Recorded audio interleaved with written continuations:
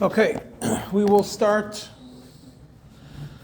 the 40th Shir in Choshen Mishpah this year. So it's the videographer took a break, so we're doing it without him.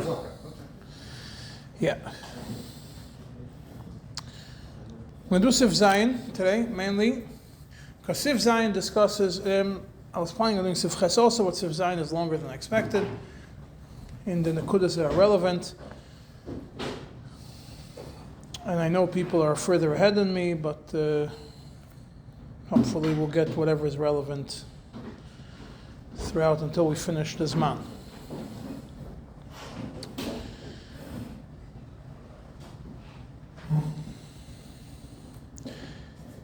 Okay, the Sif Zayin, the Mechaber starts with a din that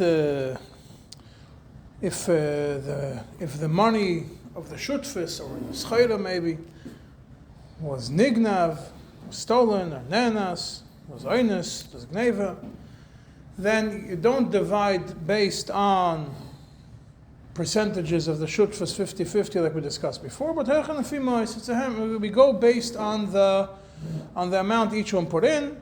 Seems like a continuation of the previous Sif. Now the Sif Zayin is like in between two Sifim because Sif Ches starts the responsibility, Hashem Yisach, Hashem Rechinam, we're not going to get to it, but Sif Zayin is if a Gneva and Oinus that you divide based on, that means if one person put in 100, one person put in 200, then it gets divided, 100, 200, each one gets percentages of what he lost. The Mechaber brings it as Yesh Mishaymer. The Shach says, I don't understand why the Mechaber brings it as Yesh Mishaymer. Everybody agrees with it. If you look in the Nesivis, in Biurim, he tells you what why it is a Yesh Mishaymer in Biurim Sifkat and Yud Beis. And there are other people that discuss it, that there is a way to understand that it's not that it's a Yesh Mishaymer. But anyways, I'm not going to get into it now. Well, what is the reason why Cholkim Lefimo? It's very simple. That if the actual mois, if the actual money went and lost its value, yeah, that's what we discussed in the previous Sifim, then it gets divided. Each one, whatever he put in, is what he gets. So the same thing over here. Each one gets Lefi Moisam according to what he put in. And the same thing would apply according to all of those shittas that hold the whole machlekes we discussed previously 2 shiurim ago. If this din of mois also applies to peiros, also applies to schayra, the whole discussion over there, copy the whole discussion into your mind and apply it over here also. If over there we're talking cholkim lefi mois, that they divide based on the amount that was put in, over here will be the same thing. If nignav or nenas, and the Aruch HaShulchan, We said over there, different types of different people are considering the money itself, yeah? yes, but there are those that hold, we discussed over there then, that if each one brings in schayra, yeah, then, and that schayra wasn't sold yet, then also, if it went up in value, went down in value, then it's according to what they originally invested, rather than what the shutfus is about, because the shutfus was not sold and bought and whatever else was done with it. Same thing would apply over here. And those that hold that it doesn't apply to schayra, it doesn't apply to merchandise, it only applies to money, they would hold the same over here. The Aruch HaShulchan adds a point into it, basically that based on the Nesivis that we discussed, is Nesivis of two long pages of Nesivis, we discussed it 2 shiurim ago, that if it's something that they brought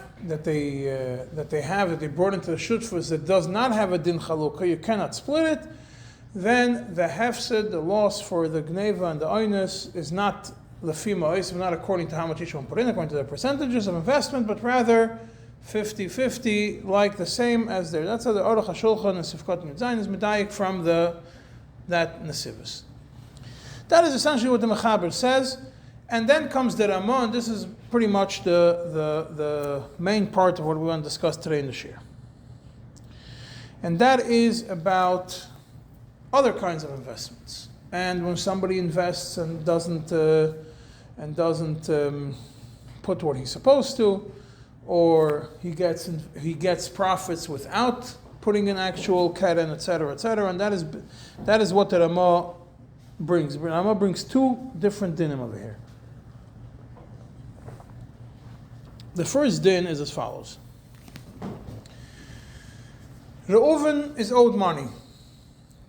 That's a simple way of understanding it. Reuven is owed money, and he goes to Shimon. He tells Shimon, I need your assistance in getting money out of this guy who owes me money. I don't know, I can't get it out of him. I need your help. You will get a third of the profits from whatever money that we will recover as profits. So we'll see what the profits are. And so they did. Shimon helped.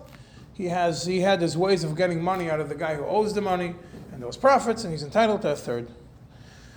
Shimon comes then and goes and takes the money and buys schayra, buys merchandise for the purpose of, he used the keren, he used the original money, he used the profits, everything together, and he got reinvested the whole thing into a new business deal. So it's as if they both put it it's as if these two people together, each one put in money into kisa shutfus, into a joint account, and therefore anything that was purchased for the purpose of having a partnership, and therefore Shimon has a right to receive profits. The calculation is a different discussion. And the Ramah adds, but if Reuven is the one who purchases it, that means it's not Shimon is the one who purchases, the one who helped, but rather the original investor takes all the money and reinvests it. The original guy who's owed the money reinvests it, then Shimon has no right to get any of the profits. He only gets a payment as a helper. The Smeh explains this debt and this profit. What exactly are we talking about over here? He gives a relatively simple explanation. There was a debt, certain amount of money that was the original, let's call it a loan, or the original debt, and then there was interest on top of it. And Shimon went and he helped to get the loan plus the interest, whatever interest he was able to get, and therefore he gets a third of the interest, of the revachim, of the profits. He doesn't get a third of the cash? No, there was never a discussion that he gets a third of the original investment, of the original debt. Reuven is owed money. Reuven is owed $1,000 plus $200 in $1 million plus $300,000 in interest, and he gets from a guy because you're not allowed to take from a yid, and interest, and he goes and Shimon was the one who collected it for him. So Reuven gets back his $1 million that he invested. Then you have $300,000 of profit on the original million. That's how the Smeh explains it. This was a total this time. This wasn't the time they made. It's a tonight only for the collection. He hired him to be the collector. And he told him, help me in collecting and you'll get a third of the profits. The Smeh says what the profits is. It's not a third of the whole thing. When did he hire him? He hired him when he gave him Now he's owed money, and that's going to be what we're going to discuss soon. If the profits came before, the profits came afterwards, is it on the whole number or not? But I'm saying the Smeh takes it in a simple way, and therefore now Shimon has 100,000 out of the 300, and Reuven gets 200 out of the 300 of the profit, and then the original million. And then now Shimon went and invested all this money based on the agreement with Reuven. So then Shimon gets half of the profits, because now that they till the kisecha, they all invested into the same thing, even though Shimon they took the 1.3 and they bought a house with it. And then they flipped the house for 1.5. So now the revachim is 500. From 1.3 to 1.8 is 500, that's the profit. Reuven has to take back his 1.2 that he originally invested. Shimon has to take back the 100 that he originally invested. There's 500 profit that gets split 50-50. Why? Like every other shutfus where you don't determine, it doesn't go based on the on the original investment. It goes based on the fact that the shutfim are 50-50, so he'll walk away with $250,000 return on a $100,000 investment. It's a pretty good deal. This is the Ramah, the way the Sma explains him. The Ktsas right away comes and says, this Ramah is based on the Tashbetz, on the Rashbatz. The Beis Yosef brings it. The Beis Yosef disagrees with it. The Beis Yosef says it's not shaykh that he should be able to receive profits when this money is reinvested. Why? Because Shimon never had any ownership in the original Keren. So therefore, how could he now go and profit from anything that comes from the original Keren, from the original investment, the original $1 million loan? He never had any rights to that $1 million. So if he didn't have any rights to it, then he's not entitled to any profits that will be from reinvesting it. So that's why the Beis Yosef says the most you get in such a scenario is like a Poel Batel, somebody who's, I hired somebody for a job and I didn't give him the job in the end, so he gets whatever he's supposed to get that day, either 50% of what he would have made or 100% of what he would have made, depending on what he was, or whatever the minhag in town is that you give to somebody who helps you do business. And that's it. The Darkei Moshe disagrees, the Ramah disagrees on the Beis Yosef, there, on the Beis Yosef. The Beis Yosef doesn't mention it here. Beis Yosef only mentions it in the Beis Yosef. The Ramah argued with him over there, and because the Mechaber did not mention Bechal and Shulchan Aruch, the Ramah found a place to stick it in within the order of the Shulchan Aruch. But the Ramah in the Darkei Moshe says, what's the question, Bechal? The $100,000 that he got as his third got converted into principal, into Keren. And therefore, since they got converted into Keren, they become, he has now a right in any profit that will become afterwards. That's Darkei Moshe, huh? What was converted to Keren? The third that I earned as profits for my work in collecting the debt became the original investment. The Ktsas doesn't like this, and he says, I have a different problem over here. I have a much bigger problem. He says, we have a Shach and Siman Kuf Chav Beis. The Ktsas brings two rights. I'm only going to use one of them. The Ktsas says that we have a Shach and Siman Kuf Chav Beis, Sifkot Chaf Aleph. And over here is where a person, I'm owed $1 million, plus interest, without interest, doesn't make a difference. I appointed somebody as my mursha, as my power of attorney, and he should collect the debt on my behalf.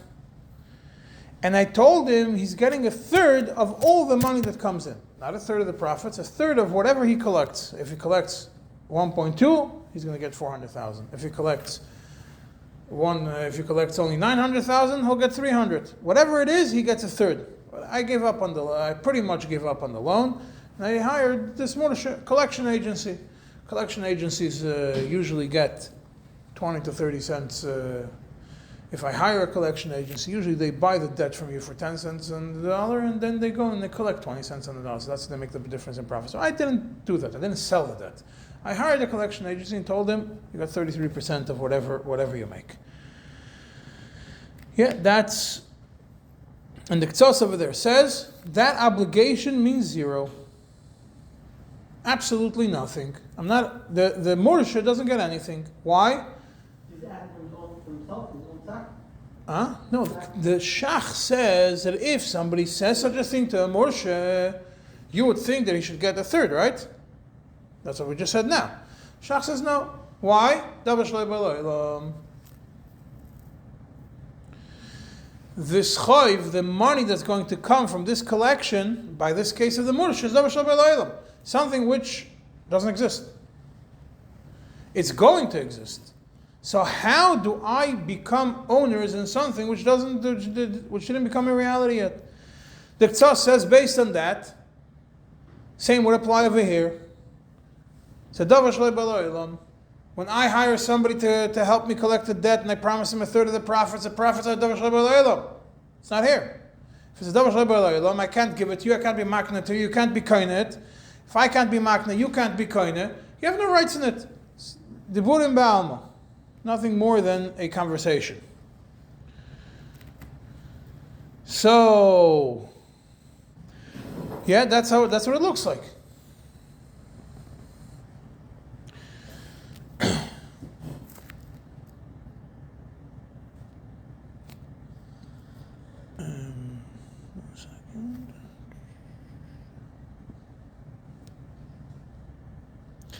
But the Ktsas over there says that he himself discussed it over there. He himself discusses this case over there, and he over there explains that it does work, not like the Shach. Why does he explain it does work? It's takat davar shlei b'leilam. Elamai, it's a schirus. I hired a worker. I hired a worker and I promised him money for work that he's going to do. It's also davar shlei b'leilam. I hired you to plow my field. The work didn't happen yet, and I'm going to give you a certain amount of money for it. I hired you.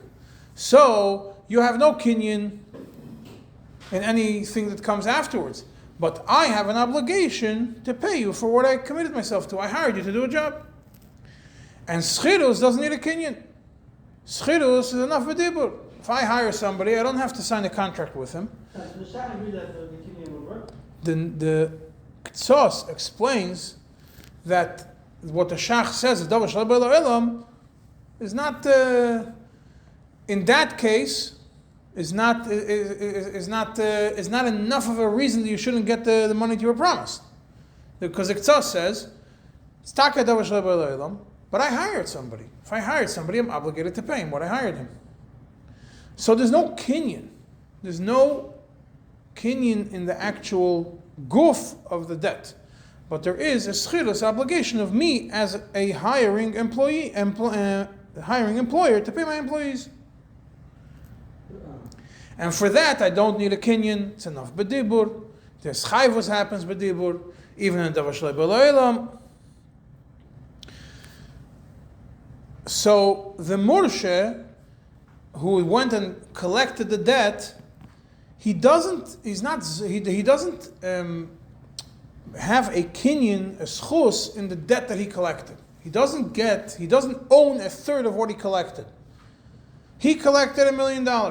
These $1 million belong to the one who sent him. Elamai, now he has a tviyas mamin on the guy who hired him. Pay me a third of $1 million. That's between him, and there's two separate transactions happening over here. I have no ownership in the actual cash that came in. And therefore, the one who sent him could go and say, this is $1 million in cash that you came with a suitcase of cash. I don't want to give you $333,333 in cash. I want the cash for something else. You'll get a wire from a different account.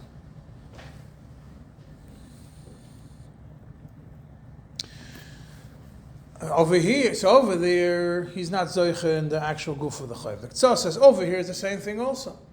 When Reuven appointed Shimon to go and collect debt for him, Shimon is not zoiche in the third of the revachim. Malachas kama if over there he's not zoiche in the third of the keren. When he's promised a third of the keren, over here the keren is for sure not zoiche in, because that's not even a discussion. Over here, all he has a right to the third of the revachim. If he's zoiche in the third of the revachim is one thing. So he has to give him, there's an obligation that he has to give him a third of the revachim. But not because the helper, Shimon, became an owner or has any bilas on that third. Reuven has to give him a third of the revachim from somewhere else, or from that cash, or from somewhere else.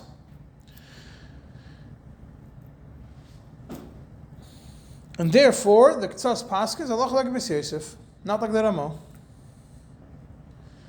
The Pamoin Azov, just parentheses, the Pamoin Azov says, the Ramo, the Pamoin Azov was a Sfardi, one of the Perushim, on the famous Perushim Chesh Mishpat. He says, the Ramo disagrees with the Mechaber, we're not going to paskin against the Mechaber, but happens to be the Ktsas agrees with the B'S Yosef over here. Just puts it as a derech agav, like, it's not only me telling you halacha like B'S Yosef, but even the Ktsas was an Ashkenazi also says it goes against the Ramo. So the Parmenides learned that they say it the same way Yeah. He doesn't go into the whole discussion if how to understand the B'S Yosef. Just throws in and says, it's obvious that we don't follow this shit, the Rash, we don't follow the Rashbatz. The Nesivis disagrees, and he does pass him like the Ramah. What does the Nesivis explain in Biurim Sivkot Yud Gimel? He brings the Ktsas, disagrees in the Ktsas, explains that when we can't compare this to the din in Siman Kuf Chav Beis about a Murshid. This is compared to a different din. What's this compared to? Siman Kuf Pei Gimel, Sif Yud, Sif Dalad.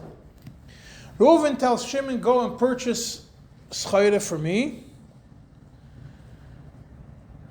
Why does he tell him? Reuven is owed money from Shimon. Shimon owes money to Reuven. Shimon owes money to Reuven. Reuven tells Shimon, instead of you paying me the money that you owe me, go and purchase chayda, go and purchase merchandise, and we will become shutfim in whatever profits will happen from this business shutfus, from this business partnership. And Shimon went, took the money that he owed Reuven, bought something with it. Why did he buy it? Because he was told to buy it. Why did he buy it? What was in his mind? He's buying it for the purpose of the shutfus. And then obviously he becomes a shutf, as the Shulchan Aruch says over there. Even if Shimon didn't put in 1 penny into this business deal. Shimon owes $100,000 to Reuven. He went and he bought merchandise for $100,000, didn't put in 1 penny. All he did was follow the instructions that Reuven told him, buy merchandise and we'll become shutf. And he becomes a shutf. Not just even the Karen. No, Keren always goes first out. Nobody ever becomes a shutf in Keren. All these dinim that one puts 100, one puts 200, at the end of the day, when you probably already got to it, when you dissolve the shutfus, each one takes back the original parts of what he did. If someone brings in a donkey and says that Shulchan Aruch is, you can see it later. So why is that he acquires it? Because since the buying of this merchandise was al das shutfus, therefore he becomes a shutf. Same thing here. Even if you're going to say that Reuven only owes Shimon money, but for his work, 1/3 of the profits, and Shimon does not have a bailus or a schos in the actual guf of the money, but rather it's only a choiv from Reuven to Shimon for this 1/3 of the profits, $100,000. The moment that Shimon went and purchased chayda with that money, because Reuven told him to do so, or Reuven discussed it with him, at that point he became a shutuf with him. Why? Because he's similar to a shliach who was sent to purchase something. Even if he doesn't invest anything and he doesn't put a penny of his own, he bought it al das hashutfus. So the Nesivis Paskins like the Ramah. The Ktsas Paskins like the B'Yosef, the Nesivis Paskins like the Ramah. Comes Avni Choshen and says there is no machlekes between the Mechaber and the Ramah, between the B'Yosef and the Darkei Moshe. The B'Yosef and the Darkei Moshe are talking in 2 different cases. Tzvei dinim. And they're both disagreeing how to understand the Rashbatz. They both say the Rashbatz is right. They both paskin like the Rashbatz. Elamai, the Mechaber understood the Rashbatz one way, and that's why he went that one way, and the Ramah understood the Rashbatz a different way. What's the Beis Yosef? The Beis Yosef understood. What are we talking about over here? That the Rashbatz is they don't disagree with each other, but they both disagree on how to understand the Rashbatz, and therefore the Beis Yosef says you can't pass like the Rashbatz, and Ramah says you could pass like the Rashbatz. But it's not that they disagree they both agree on these 2 psakim. What is it? The Beis Yosef understands as follows. There is, like the Smeh explains it, the Smeh's explanation is exactly like the Beis Yosef understood the Rashbatz.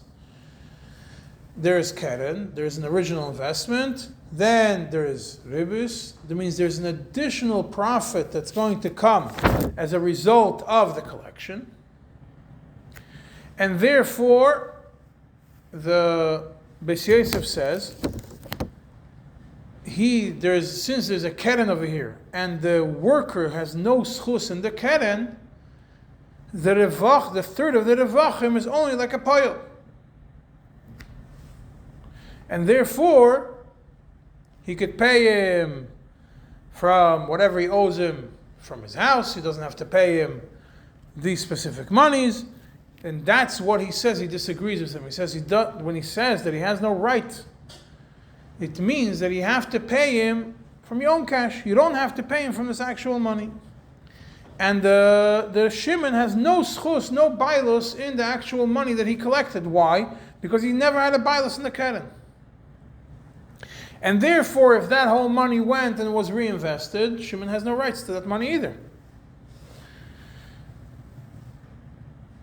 That's how he understands it.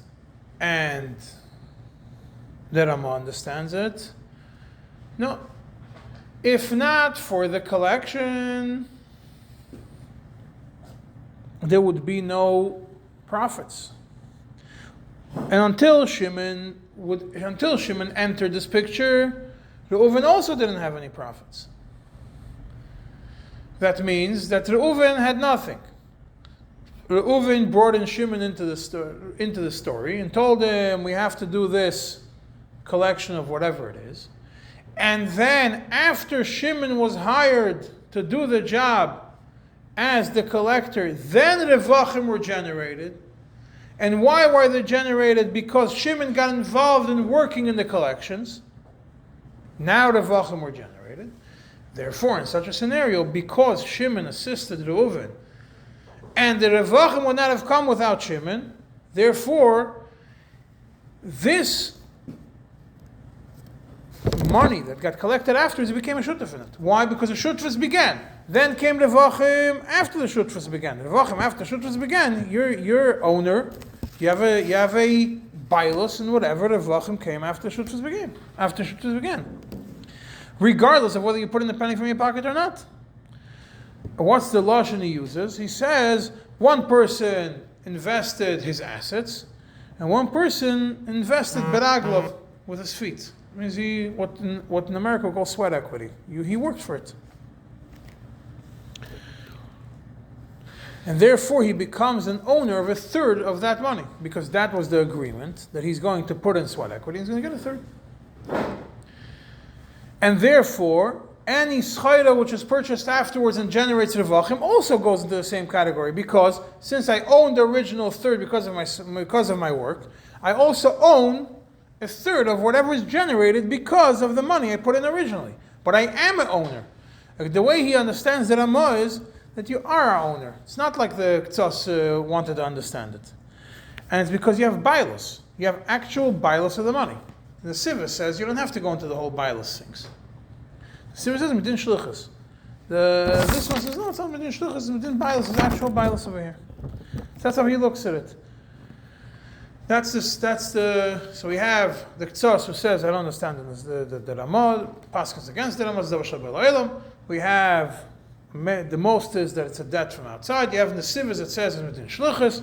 You have the Ulam HaMishpah, the Avnei Choshen, which you just mentioned now, that it says, the way he explains the Ramah, that there is actual bailus in the money because you worked for that money, and that money was brought in after Shutfas began. Now we're going to move the Mishpat Shalom. What's that? Huh? Putting the money in the same kiss, right? Mhm. $30,000 in the kiss, and they did it with das, the lotion is a diet of the shutfas. We'll get to how much das we need soon. No, what do they do? Do a business deal together? They could. But in Vos Bashtet, the original 100. Huh? If the original 100 is a chayv, if I owe you $100,000, forget about any shutfas. I owe you $100,000. I didn't pay you. I'm supposed to pay you. And you didn't ask me for the money yet. I'm supposed to pay you today. Yesterday I was supposed to pay you, and I didn't. Then you didn't come to me yet to ask me for the money. You were out of town, you forgot, you think it's another 3 days. But you didn't come and ask me for the money. I go now. I have the money in my account. You didn't ask me for the money. I'm like, there's a good business investment came up. and I have $200,000 in my account. The $100,000 I was planning on paying you, and I didn't pay you, and it's not yours. Another $100,000. I took these $200,000 and I invested it in the deal. I bought stock that was new this morning. It was a new stock. I bought it, and I sold it this afternoon. Not yet. When the market closes, I'm about to sell it. When it hits, it's a new stock. It shot up. I sold it. The $200,000 that I made now generated me $300,000 in profit. Now I have $500,000 in my account. I still owe you $100,000, and you have no right for the profits. Why is that? Because just because I owe you something, I owe you money, doesn't mean that you become a partner in all my business investments that I would do with my own money. Like I said, but we're not talking about this. We're talking about you did something that the shutfus. What was done on that to the shutfus? So that's what he says you cannot do. What, the original $100,000? No, right now there's, I got profit, let's say $300,000. Yeah. $5 million. Yeah. Yeah. Now I did a business with $1,300,000, right? Yeah, but what? Yeah, so Shimon, no, Reuven is the one who was owed the 1.3. Yeah. He told Shimon, "You go collect, and you're going to get $100,000 out of the deal, right?" Yeah. Shimon went and collected it. What happened at that moment? Machlek is how to understand what's the $100,000. Is the $100,000 that's from this? I have 1.3 in cash in a suitcase. Is there $100,000 in the suitcase that belong to me, or is there an obligation of the Reuven to pay me $100,000? And the 1.3 in the suitcase belongs fully to Reuven. That is the crux of the argument over here. Is the 100 in the suitcase? Do I, carrying the suitcase, have a right to right now pull out $100,000? They are mine in the suitcase? Or there's not a penny of it in here that's mine, but there's $100,000 sitting in Reuven's bank account that belong to me? That is the simplest way of understanding this machlekes. So therefore, if Reuven then goes and tells me, take the suitcase of 1.3 and go buy a house down there, whether I say it's a daita shutfus, I don't say that's we're going to get to it soon. Some people say even the mechaber will agree that if it's clear that the shutfus, then it's for sure. The Erech Shai says that. We're going to get to it in a minute. If I took the 1.3 if Shimon took the 1.3 suitcase and invested in something, does that mean that he became a shutef in it, or he's a continuation of the employment from before? If the money went bad or not. Do you get anything or not? Another nafkamina if the actual coins went up in value. If in there is dollars, $1.3 million, and it's in Eretz Yisrael, and the value of the dollar went up, yeah, do I owe you, what do I owe you? Do I have a right of these coins, these gold coins were in there, and the gold coins went up in value? Do I get the same or not? Do I get the $100,000 value, or do I get the 1,000 coins that are in there? Now the Mishpat Shalom also goes into a discussion. He explains the Ramah and the Ramah, and by definition also the Rashbatz and the Nesivis, and he asks a question. He says in the Nesivis, his svara is that it's because he's like a shliach, that Shimon is a shliach of Reuven to buy something for the shutfus, and therefore the moment that he went and he bought it, the shliach becomes a shutef, and everything's going to happen afterwards. If it's mitzat shlichus, why does the Ramah have to add the shnaim shetil l'kis echad? It's extra. The Ramah says the reason is because it's like shnaim shetil l'kis echad. It's two people that put their money combined into one pocket.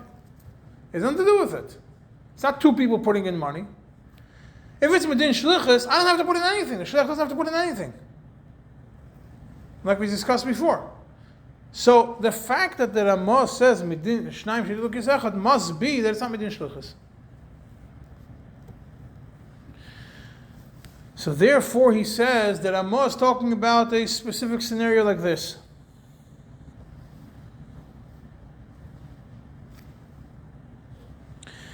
We're not talking about that Shimon went, and we're talking about over here that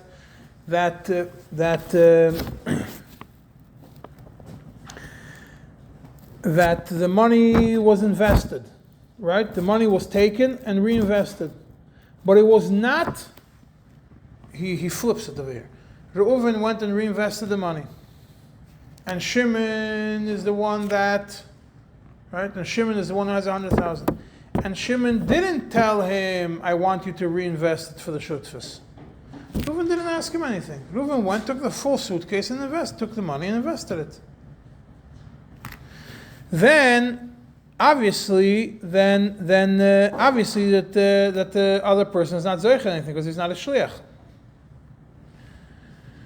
right? And therefore, he says. He did this before Shimon was able to use it, or he did it after?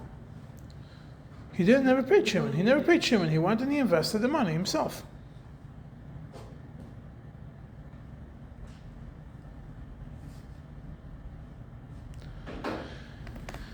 And in such a scenario, you obviously that Shimon is not kind, right? Because Reuven is the one that bought it and didn't tell Shimon, and Shimon didn't tell him anything.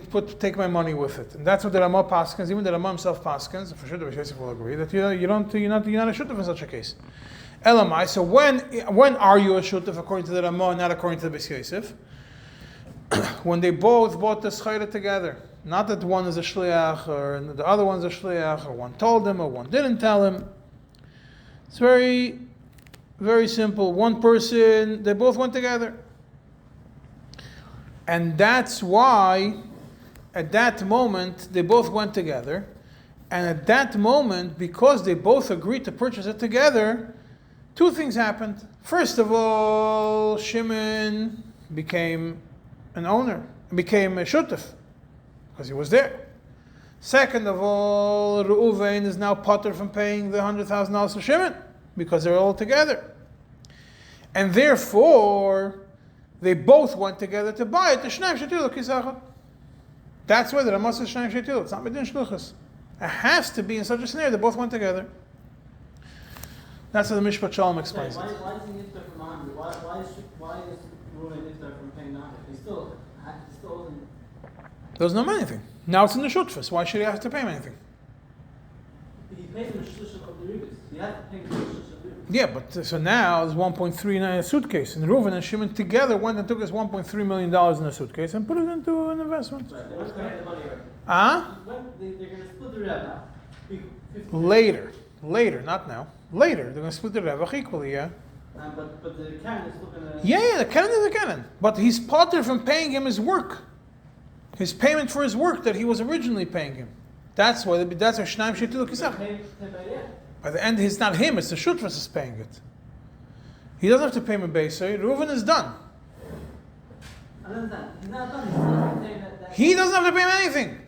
By the end of the Shutfus. Then the Shutfus pays it. Reuven doesn't have to go into his own personal bank account and pay him $100,000. It's done. The $100,000 is in the account. It's in the Shutfus.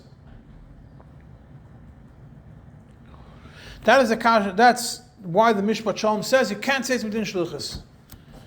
The Erech Shai brings the Mishpat Shalom, brings the kasha of the Mishpat Shalom on this. Brings the Sivas, brings the Mishpat Shalom, and says what the Mishpat Shalom asks is not a good question. Rather, the reason why the Ramah says Havei Kishnaim Sheitil L'Kis Echad is not because he wants to say it's not within Shluchas. It is within Shluchas. Elamai, you would think that in this kind of investment, where I put in the full keren and you only put in 1/3 of the revachim, we should not do 50-50. Like a regular shutfus, we should do kol echad afi ma'asav. Comes the Rashbaz and tells you, no, this is 50-50, just like a case of Shnaim Sheitil. Not that this din not that this shutfus is defined as Shnaim Sheitil. No. The shutfus can be defined as Shnaim Sheitil, can be defined as Shluchas, can be defined any which way you want. The shutfus has the din of Shnaim Sheitil, and therefore, when two people put in money together, you get 50-50. So this case also, even though you would think you have a kasal kadaitach that you should get kavim ha'isav, over here you don't get kavim ha'isav, you get 50-50. And the next thing he adds is, With this at the B'Siyos disagrees on the Rashbats is only when they did not specify milchatchila that how it's going to be purchased. That's for the shutfis. That according to the Beis Yosef, you're not a shutf because he didn't specify. According to the Rashbats, unless you don't specify that you're not shutfim, you're by definition a shutf. But the Beis Yosef would admit that if both to the Rashbats would admit that in the case where he specified and it was clearly discussed, or there is nidem al inyan, it's clearly visible from the way the transaction went, that it was done for the shutfus. That's obviously adai to the shutfus, and you would become a shutf. The machloikas is only in the case when it was not specified. The Aruch HaShulchan adds two important points over here in Sifkat Yotes. One thing is that it's only if these two were not shutfim milchatchila. Reuven and Shimon were not shutfim in Bechlal in other ventures. Reuven and Shimon were friends, and Reuven hired Shimon to do it. Because if they were shutfim from the onset, and then one shutf goes and takes money that belongs to the other shutf and money that belongs to him, and invests it into purchasing schayra, it's obviously that it belongs to both. That the shutfim, it's obviously that he bought it at the shutfim because they're already shutfim. That's point number one. That this case, everything that this mechaber that Rama is talking about is only when there were not shutfim ikar. Second point, if they did not use the money, but the actual coins went up in value, also the going up in value belongs to the other person because he disagrees. He says that he has a schus. According to the Rama, there's a bailus in the actual cash.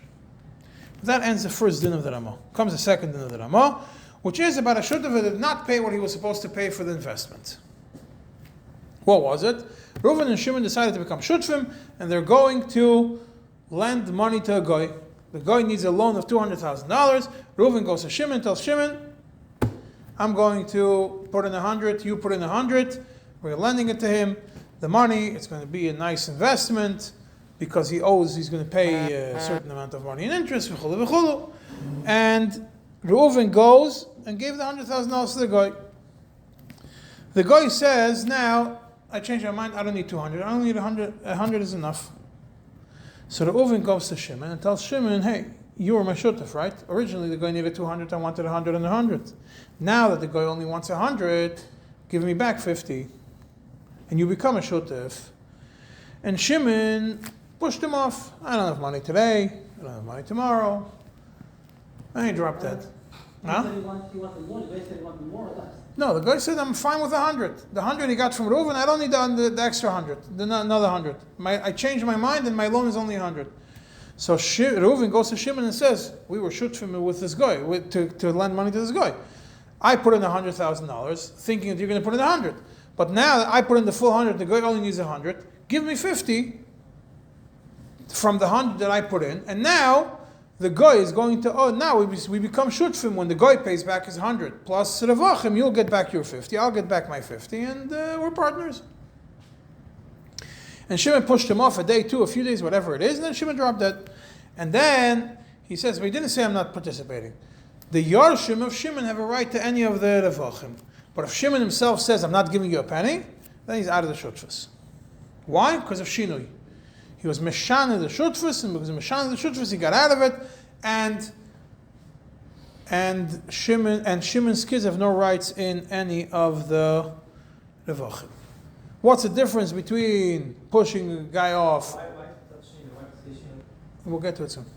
It's one of the, huh? Not Mechila?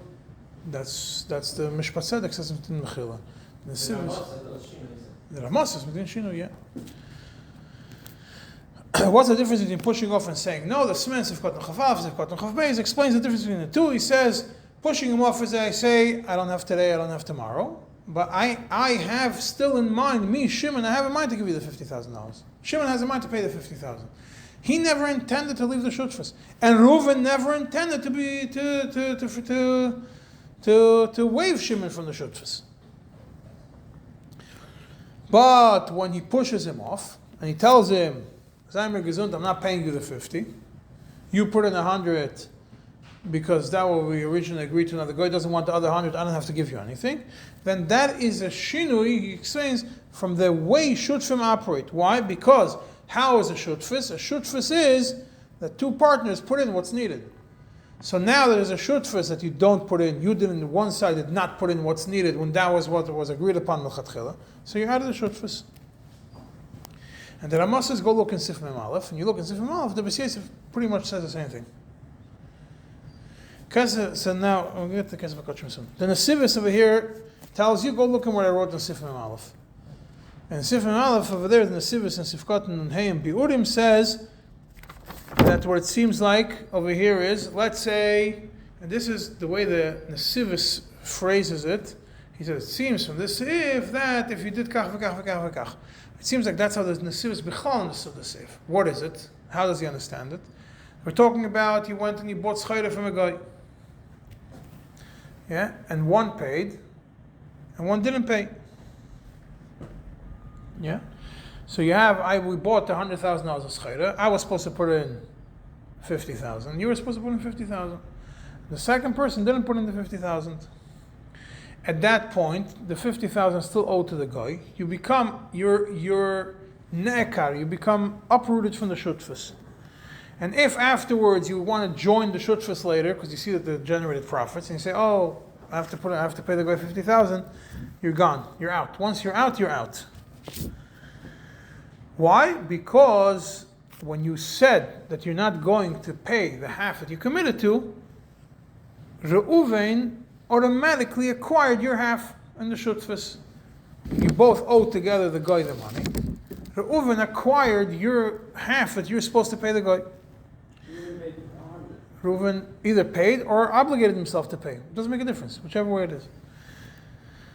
Nesiva says, how does it work? Dibur is not a kinyan. How? By Reuven, by Shimon saying something, that creates a kinyan that Reuven acquires his half. So he says, no, it's Shinoi HaShutfus. But what does Shinoi HaShutfus mean, he says? This is what it says in Sif Lamed Gimel.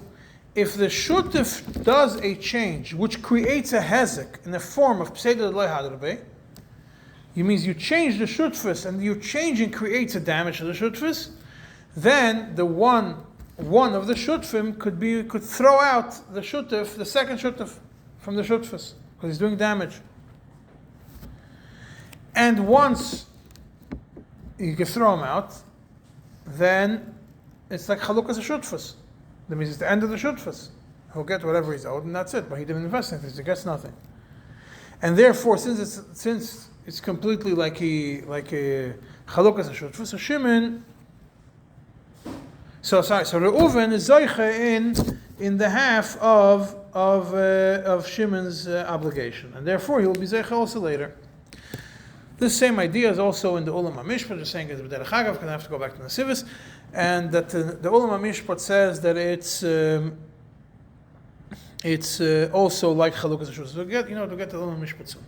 And then let's go back to the Nesivis. The Nesivis continues that this is only if Shimon says he does not want to give money, because then, and Shimon says he doesn't want to give money, and Reuven says, okay, I'm done with you, because then Shimon becomes potter from paying the half to the guy, and he becomes potter from the shutfus, and he can't go back in. But if Shimon is not masking to leave the shutfus, he doesn't say I'm not paying, and to the same degree Reuven is not willing to waive Shimon's obligation, then Shimon is part of the shutfus still, and Reuven has the right, or has the koyach, to force Shimon to fork up the money that he owes, the $50,000. He has a right to do it. There's a so that's the svara of the Nesivis. It's a midin siluk that comes as a result of a shutef being meshane in a way that causes a hazak. And because of that becomes a siluk. There's a chalukas hashutfus, which a siluk which creates a chalukas hashutfus, and chalukas hashutfus automatically Reuven is kind of the half. Rav Shlomo Kluger in Mishpat Tzedek says no. He says just throws a thing. He says that this whole discussion is only in something that that Shaykh by Dinei Mechila. Something that you have a right to be Moichel, the half of the Shutfus. Because then Reuven could be Moichel, Shimon, the Chayv, and says, Shimon is Moichel, Reuven, the half of the Shutfus, and Shimon is Moichel, and Reuven is Moichel Shimon, and Reuven is Moichel Shimon, the Chayv that's going to be owed, and therefore Shaykh within Mechila, it's within Mechila, and that then you could do this, that Reuven could acquire the half through this Mechila. But if it's something which is not Shaykh to have Mechila, then Shimon has no way out of this Shutfus. That means that the Kinyan happens when Shimon is Moichel, then Reuven, through this Mechila, is kind of his half. Chura Shai is a much simpler way of dealing with it. What Shina, the Shinui, he says, Shinui Mederach HaShutfus creates a Mekachtos. There's a Chura Shai in Madura Basra, in Kuf Lamed Aleph. It's a Mekachtos. Why is it a Mekachtos? Not the Erech Shai, the Chura Shai, same person. A Mekachtos because I wanted to Shutfus with the intention that you're going to put in, I'm going to put in. Now, you didn't put in, even though we originally agreed to. So Gloy Milsel Mafreya, it already shows retroactively that there was never a Shutfus here to begin with. It's a Mekachtos. Shina Mederach HaShutfus. Elamai, that Chura Shai says that you could go back in afterwards. That means he tells him the Shutfus doesn't kick in until you put it in. If I say I'm not interested, I'm out of the Shutfus. If later I come and I say I want to put in the money that I was supposed to, Chura Shai seems to imply that you still could go in. Huh? That's what it seems like, yeah. This is a new shit. Huh? How can you say it's a Mekachtos? Because by me being Meshana Mederach HaShutfus, I changed the whole Shutfus, I essentially invalidated the whole thing to begin with. Why is it different than if someone throws the luck in? Don't see that it's Mekachtos. We'll say that Chas, it's still a Shutfus. Because over there, the Shutfus already began, everything began. Over here, there was no beginning of the Shutfus, B'chol, seems like. The Shutfus never kicked in. You didn't do anything for the Shutfus. The Shutfus is only one thing you're supposed to do, put in money. And you didn't. So the Shutfus never began. You were supposed to put in money, you didn't, it never began.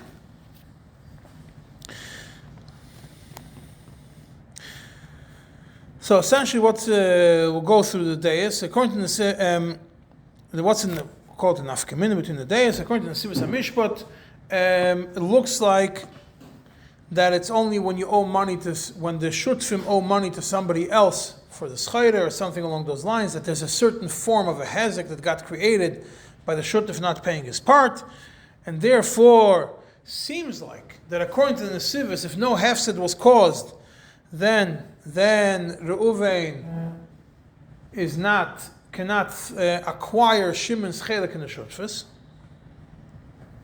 So therefore, if Reuven paid the full amount to the guy, it doesn't mean that the money is. It doesn't mean that Shimon is out of Shutfus. It just means that Shimon owes money to Reuven. That's what it seems like from the Nesivos, the Mashmos of the Nesivos.